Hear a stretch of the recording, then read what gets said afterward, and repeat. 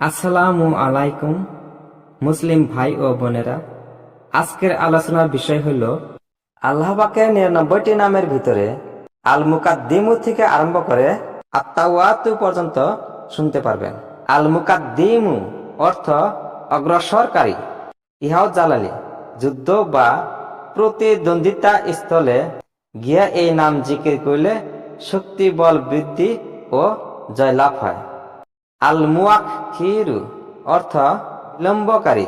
ইহাও জালালি প্রচুর সংখ্যায় এই পাক নাম জিকির করলে খারাপ কাজ হইতে তওবা করার সৌভাগ্য হবে। আল আউয়ালু অর্থ আদি। এই নামটিও জালালি। মুসাফির ব্যক্তি প্রত্যেক শুক্রবারে 1000 বার এই নাম জিকির করিলে শীঘ্রে তাহার সফর শেষ হইবে এবং নিজ পরিবার পরিজনের সহিত মিলিত হইতে পারিবে। আল আখিরু অর্থ অন্ত। ইহাও জালালি প্রত্যহ 1000 বার এই নাম জিকির করিলে অন্তর হইতে আল্লাহ ব্যতীত আর সব কিছুর খেয়াল দূর হইয়া যায়। আস জাহিরু অর্থ প্রতীয়মান। এই নামটি জালালি। ইশরাকের সময় অধিক সংখ্যায় এই পবিত্র নাম জিকির করিলে অন্তর খোদার নূরে তৃপ্ত হইবে। আল বাতিনু অর্থ অপ্রকাশ্য। এই নামটি জামালি।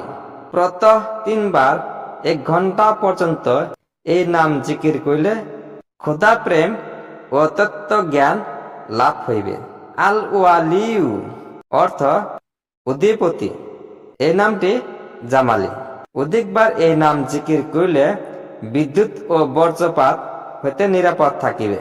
এই পবিত্র নাম কাগজে লিখিয়া পানিপূর্ণ কলসিতে ডুবাইয়া ওই পানি ঘরের চারিকোণে ও দেওয়ালে ছিটিয়া দিলে ঝড় তুফান হইতে নিরাপদ থাকিবে। আল মুতাআলি অর্থ মহা উন্নত। এই নামটি জালালি। সর্বদা এই নাম জিকির করিলে উচ্চ মর্যাদা লাভ ও আত্মসংশোধন হয়। এই নাম জিকির করিতে থাকিলে স্ত্রী লোকের ঋতু কষ্ট দূর হয়। আল বাররু অর্থ মঙ্গলদাতা। এই নামটি জালালি। এই নাম 7 বার পড়িয়া শিশুর উপর দম করিলে সে নেককার ও চরিত্রবান হইবে। আত্তাওয়াতু অর্থ কবুলকারী। এই নামটি জামালি। চাস্ত নামাজের পর 360 বার এই নাম জিকির করিলে তওবার তৌফিক লাভ হয়। কেহ কোনরূপ অত্যাচার বা উৎপীড়ন করিলে এই পবিত্র নাম 10 বার পড়িয়া অত্যাচারের প্রতি ফু দিবে, ইনশাআল্লাহ অত্যাচার হইতে রেহাই পাইবে। পরের ভিডিওতে আপনারা আল্লাহ পাকের 99টি নামের ভিতরে আল মুনতাকিমু থেকে আরম্ভ করে আল মানিউ পর্যন্ত শুনতে পারবেন।